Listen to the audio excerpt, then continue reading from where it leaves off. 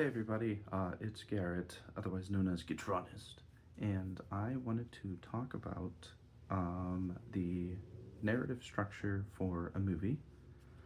This is a grand space epic film that I think we've all heard of before in some capacity called Interstellar. Now, Interstellar, first let me back up. When it comes to narrative structures, there are usually overarching points throughout the narrative, as well as little subplots that add flavor, add character to the overarching plot points. And what I wanted to talk about is just some the overarching plot points. I also wanted to talk about the subplots a little bit, just some examples. And then I also wanted to talk about how themes play into how a narrative structure forms and how you sort of build, build epic films the way that I guess Christopher Nolan does. Um, anyways, so Interstellar, uh, at its core, it is divided into three main parts. It starts off on Earth.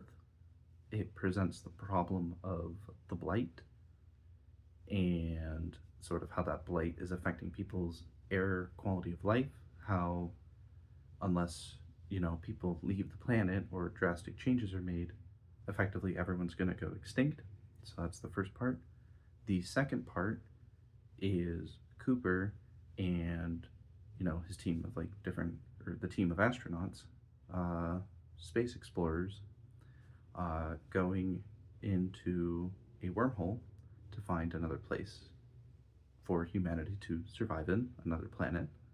And then the third point is everything returning back to the beginning.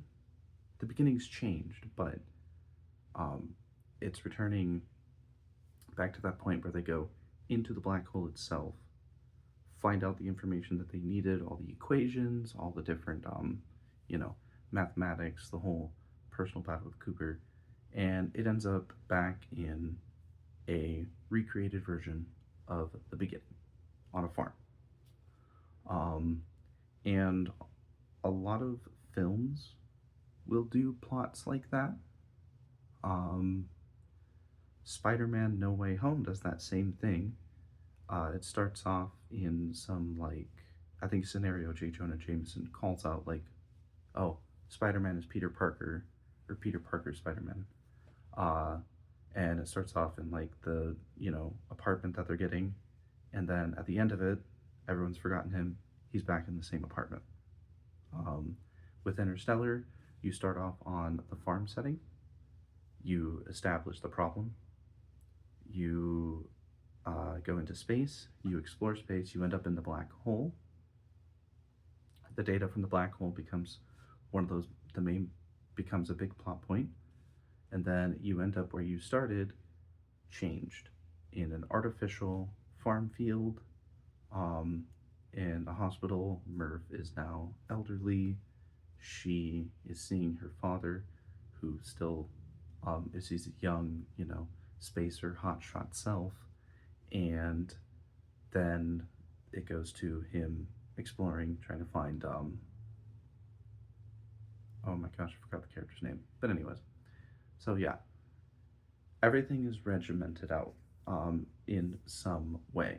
But this is a good this is a good common narrative structure to take, where something starts one way, goes into a whole other space, then ends back in the same way, similar but not quite the same. In a narrative structure, especially in a longer story, including a book or a movie, you want people to change. You want change to happen. It would have been really weird if Cooper had gone into space, it went through all of those challenges, and then suddenly he's back on planet Earth. No. By this point, we know that Earth is effectively screwed. So there's no point to go back to Earth. It's better to recreate what was actually on Earth, that, agricultural setting in space near Saturn, there's change. Humanity is moving forward, and the narrative has moved forward and concluded with almost like a cliffhanger that is more about the wonders of space and how um, space will never be fully explored, but we'll eventually find a planet, other planet we can live on besides Earth. I don't know. That's the whole plot. But point being, your three main parts are going to be starting in that agricultural setting in Interstellar, going into space, going through the black hole, returning back to an artificial agricultural setting near Saturn. Um, I think is also near the wormhole. Yeah, but those are the three main parts. Then within the three main parts, you also have the different subplots. You do have character relations, the connection between Murph and Cooper. That's a big one. You have the growing lack of, like, you know education and experience in the world as the plot unfolds. You have that through Cooper's son. You have the death of those who experienced the world prior to the blight and prior to the depletion of resources.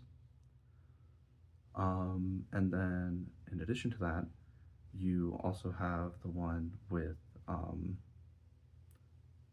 I think Dr. Mann is a good one, but his is kind of more, his is like a surprise plot point, obviously. So he comes in, we don't realize that he's effectively become delirious and insane and is trying to, you know, destroy the whole mission. But that's kind of his plot point. He becomes like this main villain towards the end of the movie. And then obviously you also have the solving the gravity equation that Murph has to embark on. The Oh my gosh, I'm forgetting the character names, which sucks. But I'm already recording the video, so I'm just gonna keep on going. Because he fails to basically solve the equation, even though technically he completed it.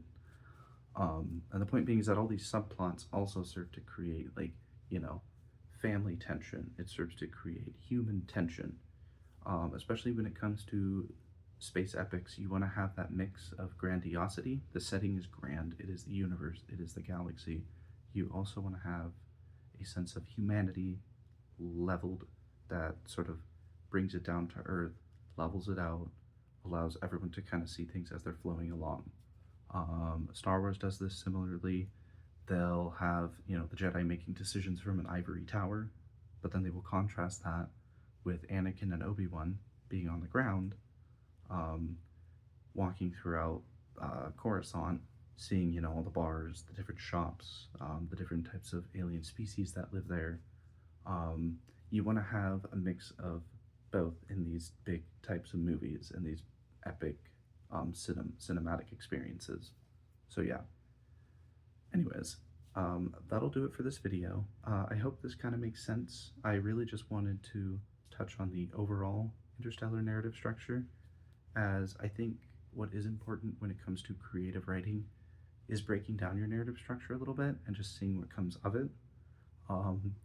Breaking down that narrative structure can also be organic. It can be something that comes easily, or it can be something that comes with a little bit more intentional planning. But it really depends on what the narrative requires. So that'll do it. Anyways, hope you all have a great day, and this is my peace sign.